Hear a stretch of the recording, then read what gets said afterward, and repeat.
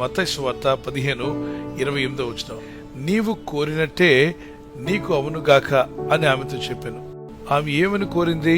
కుమార్తె బాగుపడాలని, తన బిడ్డ బాగుపడాలని, తన కుటుంబం బాగుపడాలని, తన ఇల్లు బాగుపడాలని. మరి ఏది బాగుపడాలని మీరు అడుగుతున్నా, ఆ రోజు ఆ తల్లి తన కుమార్తె బాగుపడాలని అడిగింది. వెంటనే ప్రభు అన్నాడు, అమ్మా కుమారి, నీ విశ్వాసం గొప్పది, నీవు కోరినట్టే నీకు అవునుగాక అన్నాడు. మీరు మీ పిల్లల కొరకు ఏం కోరుతున్నారు? దీవించబడాలనా, వారు వర్ధిల్లాలనా, రక్షణలోకి రావాలనా, మరి వారు దేవుని జ్ఞానం పొందుకోవాలనా, జ్ఞాపశక్తి పొందుకోవాలనా, చదువుల్లో మంచిగా రాణించాలని ఏదో ఒకటి అనుకుంటున్నారుగా మీ పిల్లల గురించి. ఆమె ఆ రోజు తన కుమార్తె కొరకు అనుకుంది, నా కుమార్తె స్వస్థపడాలి. వాళ్ళ కుమార్తె దెయ్యం పట్టి పీడించబడేదట. కాబట్టి ఆ కుమార్తెకు స్వస్థత రావాలని అనేక డాక్టర్ల ఎదుకు వెళ్ళింది, కానీ ఎక్కడ స్వస్థత నొందలా. ఎవరో చెప్పారు యేసు ప్రభు వారి ఎదుకు వెళ్ళమని. అప్పుడు ఈమెకు వచ్చిన ఆటంకం, నేను కనాను స్త్రీని కదా, నేను వెళ్తే ప్రభు అంగీకరిస్తాడో అంగీకరించడో, నా ప్రార్థన వింటాడో వినడో. నేను యేసు ప్రభుని నమ్ముకున్నటువంటి యూదులో నుండి వచ్చిన వ్యక్తిని కాదు, యూదా మతానికి నాకు సంబంధం లేదు, నేను అబ్రహాం సంతానం కాదు, ఇజ్రాయేల్ రాళ్ళను కాదు, ఒక కనాను దేశానికి సంబంధించిన స్త్రీని. మరి ప్రభు నన్ను అంగీకరిస్తాడా, నా ప్రార్థన వింటాడంటారా?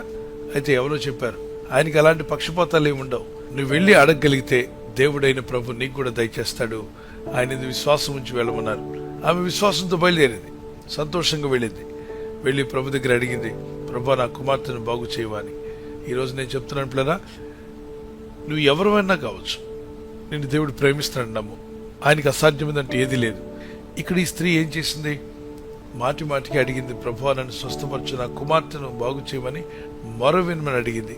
చాలా సమయం ఆమె ప్రార్థనకు జవాబు రాలేదు, అయినా ఆమె విడవకుండా ప్రార్థించింది. ఇంకా టైం పట్టింది. లాస్ట్కి శిష్యులు పేతురు, యోహాను, యాకోబులు విసిగిపోయారు. ప్రభువా, ఎందాక ఈ స్త్రీ మన వెంటొస్తూ నా మొర వినండి, నా విన్నపాన్ని వినమని అంటారు? ఆమె అలా మొరపెడుతూనే వస్తుంది. మేము విసిగిపోయాం.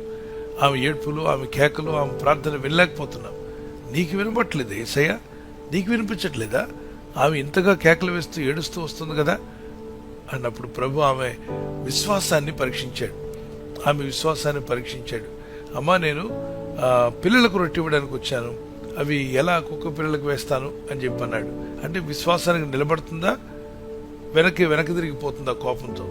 ఎందుకంటే విశ్వాసం అనేది పరీక్షించబడినప్పుడే అది ఫలాన్ని పొందుకుంటుంది.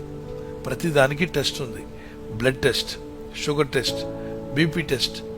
అలాగే స్కూల్లో పిల్లలు టెస్ట్ రాస్తుంటారు, హాఫ్ ఇయర్లీ కావచ్చు, ఫైనల్ ఎగ్జామ్స్ కావచ్చు, క్వార్టర్లీ కావచ్చు. ఈ పరీక్ష రాసినప్పుడంతా ఎందుకు పెట్టారు పరీక్ష? పిల్లోడు నమ్మట్లేదు, వాడు చదువుతున్నాడని నమ్ముతున్నారు, అయినా ఎందుకు పెట్టారు పరీక్ష? వాడిని పై క్లాసుకు తీసుకురావాలని, వాడు ఉన్న క్లాస్ కన్నా పై క్లాసుకు రావాలని. అసలు టెస్ట్లే వద్దు అంటే ఏ క్లాసులో ఉన్నావో ఆ క్లాసులో ఉండిపోతావు. ఏ పరీక్ష వచ్చినా నేను రాస్తాను అన్నట్లయితే 7th రాస్తే 8thలోకి వెళ్తావు, 8th పరీక్షలు రాస్తే 9thలోకి వెళ్తున్నావు, 9th పరీక్షలు రాస్తే చెప్పాలి, 10th పరీక్షలు రాస్తే, ఇంటర్మీడియట్ పరీక్షలు రాస్తే. అసలు నాకు ఏ పరీక్షలు వద్దు, ఆ పరీక్ష హాల్ అంటే నాకు భయం, నాకు పరీక్షలు వద్దంటే ఎక్కడేసిన గొంగలి అక్కడే మొద్దుగా ఉండిపోతాం. కాబట్టి పరీక్షలు రాస్తున్నప్పుడంతా జీవితంలో కూడా పరీక్షలు ఎదురవుతున్నాయి. ఇప్పుడు ప్రస్తుతానికి మీలో కూడా కొంతమంది పరీక్షలు ఉన్నారు. ఆర్థిక ఇబ్బందులు అనే పరీక్షలు, అప్పు బాధలు అనే పరీక్షలు, నిందలు, అవమానం అనే పరీక్ష. ఎందుకు నాకు ఈ పరీక్ష వచ్చిందని బాధపడద్దు, విచారపడద్దు, జయించి తీరడమే. ప్రార్థించు, దేవా జ్ఞానం ఇవ్వండి, ఈ పరీక్ష జయించడానికి సహాయం చేయండి, ఈ శ్రమను జయించడానికి సహాయం చేయండి, ఈ శోధన జయించే కృప నాకు దయచేయమని ప్రార్థించి ప్రయత్నం చేయండి. తప్పనిసరిగా మీరు జయిస్తారు. Never stop praying, never stop trying అన్నమాట ఆ రోజే ఆమె చేసింది కనాను స్త్రీ.